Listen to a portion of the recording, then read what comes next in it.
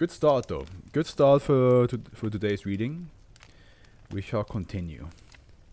I'm gonna look something up real quick. I wanna see like how the weather. Oh hey, Lynx, thanks for the follow on Twitter if you're still around. Appreciate you. Yeah, looks like we're gonna get some thunder. Nope, never mind. We're not gonna get some thunder, but maybe at 1 a.m. I might get some thunder and lightning. Who knows?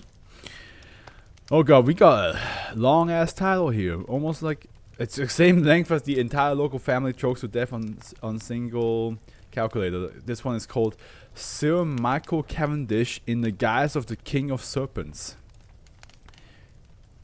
Hey, nice, you're still around. Thanks for the follow, bro. Thank you. Alright. Let's see what this is all about. Normal length. Good. Decently rated. Safe. SCP-2071 is stored in Vault 86 at Site 11. Vault 86 is to be kept at constant temperature of -10 degrees Celsius. Tests involving SCP-2071 and reptiles require approval from both the current site director of Site 11 and the head of SCP-2071 research. The moment I read the word reptiles, I was like taking it back. I was like, pardon? Maintenance staff assigned to Site 11 storage vaults are to be trained in reptile handling in the event of a containment incident, and a stock of snake and amphibian antivenom is to be maintained in Site 11's medical wing. SCP-2071 may only be transported in a sealed container and by personnel wearing. Let me read that again. SCP-2071 may only be transported in a sealed container and by personnel wearing suitable protective clothing to prevent any contact between SCP-2071 and exposed skin.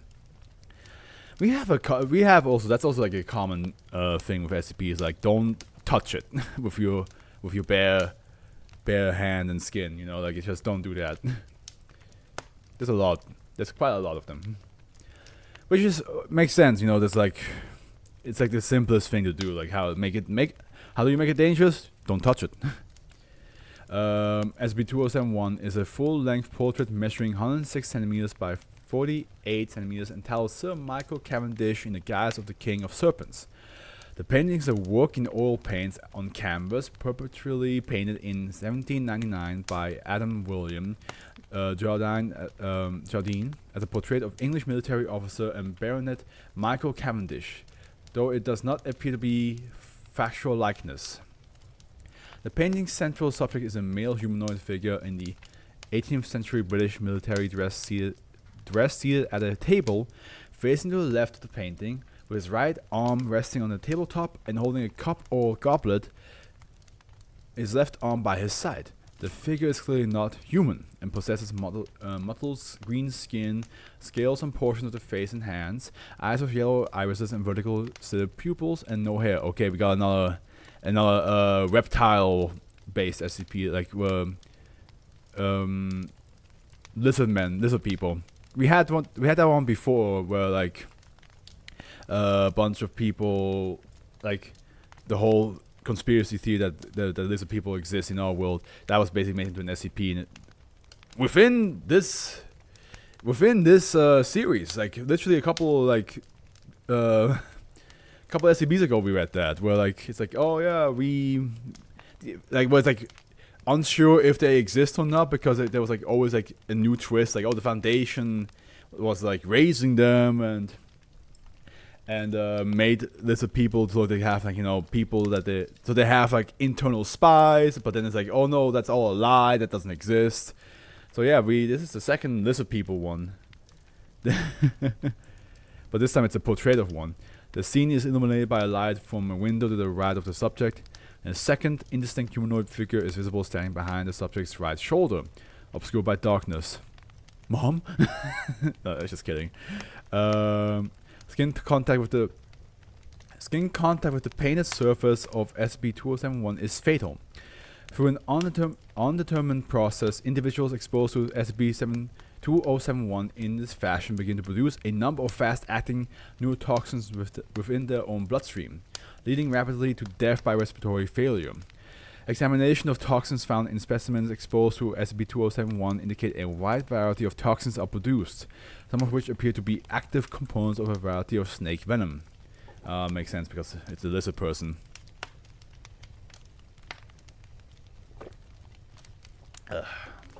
Really, I don't like this tea that much, but I'm also not gonna like not drink it. SCP-2071 causes significant behavioral alterations in any member of the class Reptilia.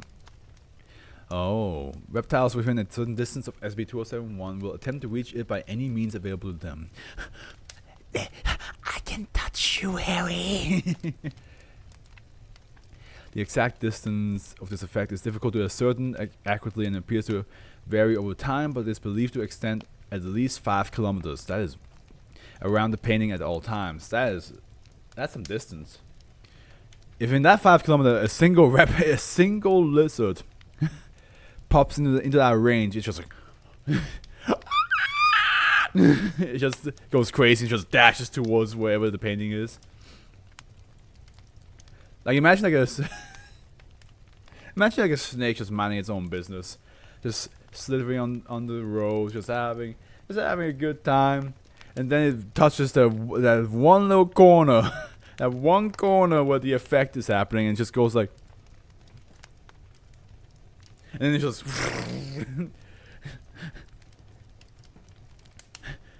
I'm coming.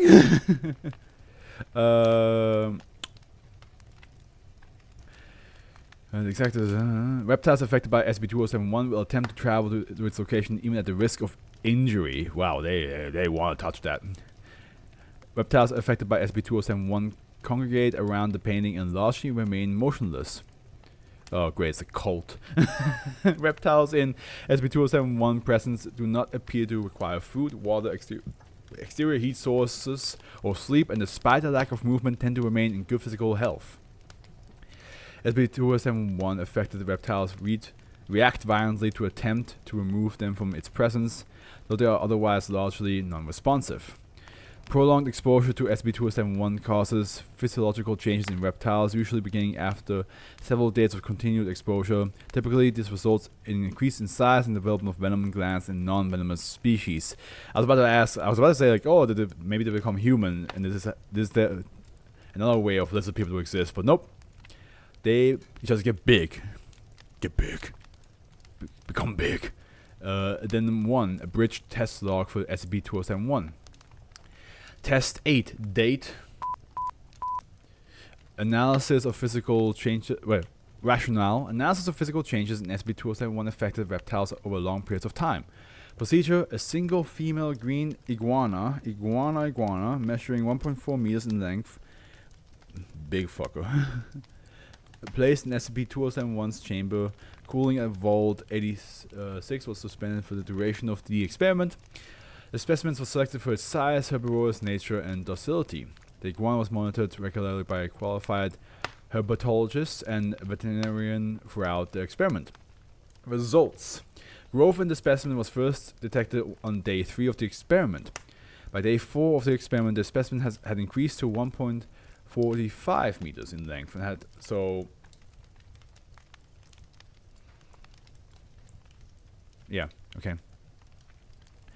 in length and had begun to develop venom glands. By day 6, the subject rate of growth had accelerated. The specimen was now 1.6 meters in length. Growth continued unabated until day 28. You kept them that long? You kept it that long in there, by which time the specimen was 3.4 meters in length. Between day 30 and day 34, the parietal eye of the specimen underwent a significant metamorphosis into a large, seemingly functional lidded eye. My arm is itchy. On day 47, whoa, that's a long time. You should have taken it out after like day 20, to be honest. At day 47, research staff discovered that the specimen appeared to be carrying eggs. As Site Director Ficini had not sanctioned the reproduction of an anomalous life form when the experiment began, he requested that the experiment be halted. The specimen was subsequently euthanized and autopsied. The autopsy revealed that substantial internal modification had been made to to the specimen's reproductive tract, allowing it to bear live young.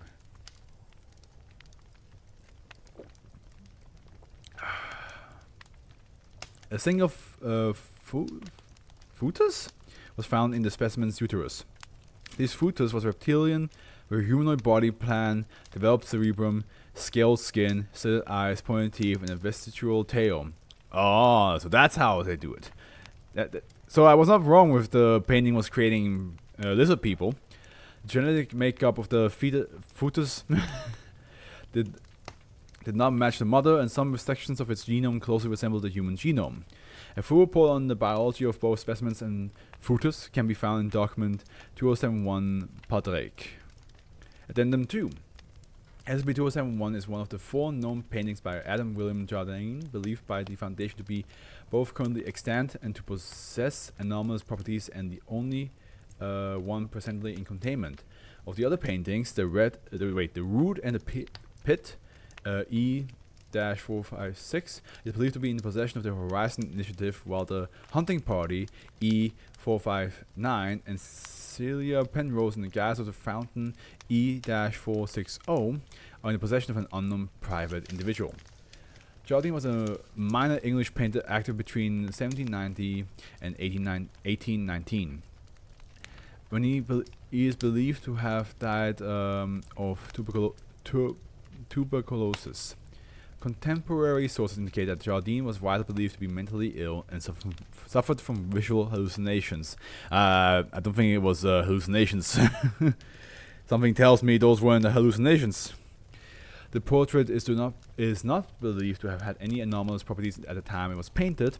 It is unknown when these properties manifested, but SCP-2071 remained unknown to the Foundation until 1925.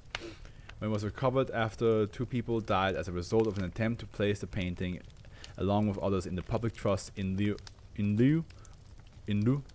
of inheritance tax. Addendum 3. Extracts from the diary of Michael Cavendish. What? He has a diary? Yeah, no, I'm not finishing that. Oh god, it makes me sick. I just don't like fruity teas. Fruity teas make me nauseous. Because it reminds me too much of like a medicine that I had to take as a child, which was like just like boiling hot lemon drink. Of course, you didn't drink it when it was boiling hot, but like it was warm, and the taste just made me so nauseous every single time. I hated it. Okay. I have been informed of a painter, a Mr. Jardine from Northumbria. I'm told the man is quite mad and possessed of visions of spiritual bent. He claims to be able to see the souls of people both living and dead, and to put his visions down in pencil sketches and oils. His work has been recommended to me by a friend, and by that same friend I have been able to engage this Mr. Jardine in dialogue. In person, Mr. Jardine seemed in rather good humor for a madman. He talked rather sensibly, though he seemed somewhat troubled, as if trying to suppress his nerves, and seldom looked directly at me the whole time. Indeed, he seemed so sensible, if somewhat shy, that I began to wonder if the supposed insanity was genuine. But when he showed me his portfolio, I was astounded. Jardine had conjured up a world of grotesques and wonders such as would awe anyone living. Despite his obvious talent, he told me that his work sells poorly. I am told that there are few in the country with the discernment to see his work as anything more than a perversity. As such, he was more than happy to offer his services to me upon seeing that I enjoyed his work, provided I provide payment regardless of his own view of the eventual portrait. This I am more than happy to accept. If Jardine is mad or a charlatan, then it will be a wonderful and curious indulgence. If not, then what is more worthy of payment than a glimpse into my own soul? Yet I remember something like that too. Wait. Oh, like the medicine stuff? Okay. I was like, what do you remember? But yeah. I should. I promise to pay the man regardless of my opinion, and I pay him. I have. That said, my own opinion is less than favorable. The damn paint has rendered me as some sort of hideous freak, a combination of lizard and human. It's beyond what I had envisioned when I commissioned the portrait. It cannot be displayed. If the man has visions, I'm now certain that they stem from a disordered mind rather than a divine visitation. I am, at least, convinced that I know enough of my own soul to know that I am no snake, and that this painting is not a reflection even of my principal sins. The more I look at it, the more I believe that the painting is a poor likeness. Disregarding the obvious, the figure in the portrait is too gaunt, and looks far too old to be true likeness. This was a waste of time and money. Man, you fucking turned on him real fast, didn't you? You went from like, oh, you know, if he's actually mad, then then oh well, it's just gonna be it's all in good fun. It's all good fun. But if he's not mad and he actually has visions, that would be kind of cool. And now like he made you a painting, you like, and you immediately went like, this guy was a waste of time. I should never have paid any attention to him. You're like, what? Make up your mind, bro. In early 1829, Mary Cavendish, wife of Michael Cavendish, was found dead in their home by a servant. The cause was, at the time, believed to be a stroke. Michael Cavendish was by now suffering from an undetermined chronic illness, committed suicide in 1842 by drinking poison, confessing in his suicide note to having murdered his wife.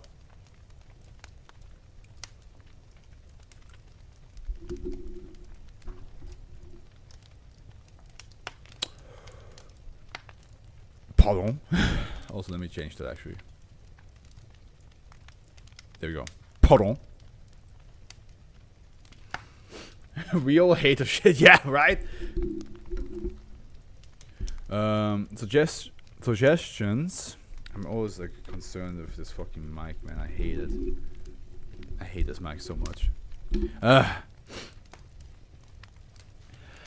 Suggestions that a large number of snakes were found alongside Michael Cavendish's body are not verifiable. The following is an extract from Michael Cavendish's suicide note. I confess only that the truth might be known. I do not hope to save my soul by atonement. I do not believe in hell anymore. If all those years ago, a painter saw me in my youthful vigor for the bitter, spiteful creature I became, then this was all predestined, and so no just God could damn me. Oh, now you're going back for like, oh, maybe he was right. I do not take this measure out of guilt. I do it to escape my present purgatory. I hate my current life, but do not fear death. After all, a snake can slip out of its skin and become young again. If I'm the king of serpents, as the bastard said I was, why shouldn't I do the same? Oh, so okay. Oh, that's interesting. So the fetus that was found inside the iguana is most likely a reincarnation of Michael Cavendish, because as he says, like a snake can shake his like have his skin and become young again. So he's saying, but in this case, it's not him getting young again; it's him being reincarnated or reborn. Oh. Okay. That twist, honestly, even though the fingers of God visually, the fingers of God is a lot cooler, and even like the impact behind the finger of God is a lot cooler. I have to say, I'm a sucker for last second explanations that make you go. So, yeah, that is awesome. That is awesome.